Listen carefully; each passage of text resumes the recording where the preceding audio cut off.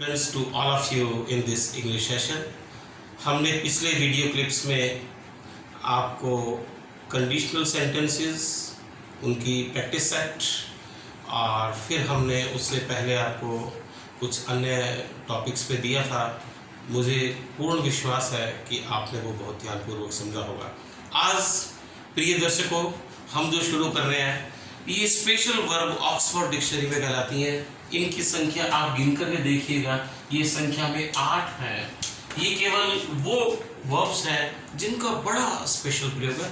हर exam में, चाहे वो clerk, RPSC, UPSC, bank PO, bank clerk, IAS, RS, सभी एग्जाम के अंदर इसमें से क्वेश्चन मिलते हैं। सबसे पहले इनकी स्ट्रक्चर के ऊपर हम फोकस करेंगे। आओ, भारत के कर्णधारों, भविष्य के निर्माताओं, हम सब मिलकर के इसकी स्टडी करते हैं। सबसे पहले बच्चों ध्यान रखना, 1 नंबर स्थान पे यहाँ पर आप क्या देख रहे हैं? सब्जेक्ट। सब्जेक्ट है। सब्जेक्ट के बाद में मेन वर्ब आपको नजर आ रही है। इस मेन वर्ब का फंक्शन है कि ये 8 वर्ब में से जब कोई भी एक वर्ब मेन वर्ब का इस्तेमाल करते होता है तो तत्पश्चात स्ट्रक्चर ये फिक्स होती है। उसके बाद आईडीओ आता है। आईडीओ का मतलब इनडायरेक्ट ऑब्जेक्ट, और उसके बाद वर्ब की फर्स्ट फॉर्म आती है। यहाँ पर मैं 30 सेकेंड का टाइम लूंगा और आपको बता देता हूँ आईडीओ क्या चीज है। 2 प्रकार के ऑब्जेक्ट होते हैं, एक तो डायरेक्ट ऑब्जेक्ट, एक इनडायरेक्ट ऑब्जेक्ट। आज हम केवल बात कर रहे हैं इनडायरेक्ट ऑब्जेक्ट की। आई का होता है मी, वी का आस। मुझे लग रहा है जतिन, अमित, मंजू सभी बड़े सीनियर स्टूडेंट्स हैं।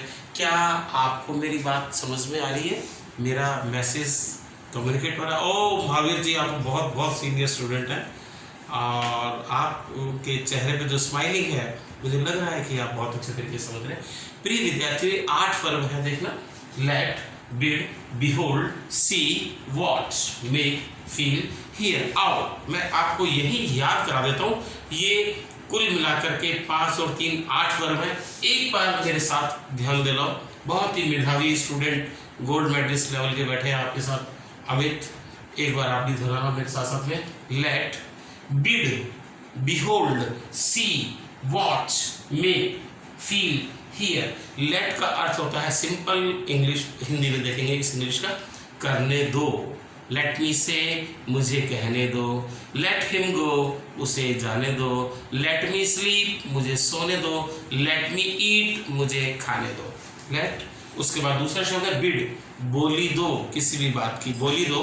और बिहोल्ड, अपने दूर से इशारा करके बताते हैं वो देखो, वो देखो, तो उस इशारे के अंदर जो शामिल है वो बिहोल्ड। सी, सामान्य रूप से आंखों का इस्तेमाल करना।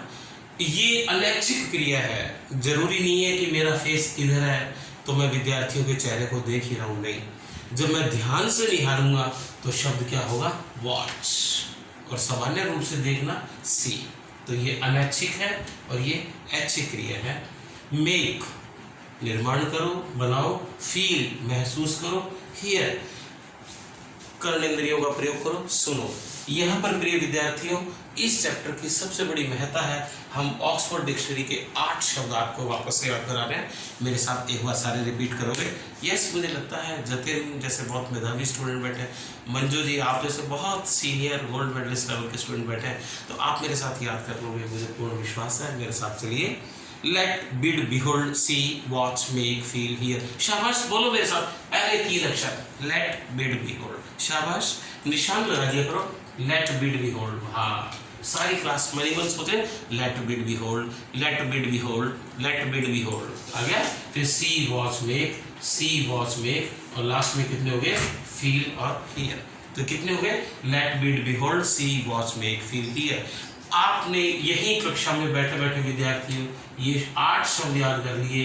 ये मेरी नहीं, आपकी जीत है। मुझे अपनी नॉलेज पर इतना कॉन्फिडेंस है, अभिमान नहीं है, कॉन्फिडेंस है। ये मेरा कॉन्फिडेंस मेरे विद्यार्थियों में ट्रांसफर होता चला जाता है। इसीलिए मैं प्रिय विद्यार्थी आपको कहता हूँ कि आप एक सामान्य विद्यार्थी नहीं हो, आप एक भारत का भविष्य हो। याद हो गए 8 शब्द? एक बार फिर मेरे साथ बोले।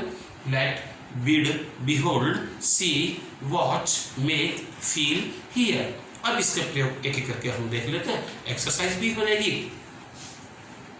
शी, लेट, जैसे मैंने एक सब्जेक्ट लगा दिया यहाँ पर शी, तो ये सेंटेंस बन गया शी, इनमें से एक वर्ब आ गई शी लेट मी स्लीप, उसने मुझे सोने दिया, ज़्यादा डिस्टर्ब नहीं किया, लेट मी स्लीप। आगे सेंटेंस देख रहे हैं, आई सॉ हिम गो।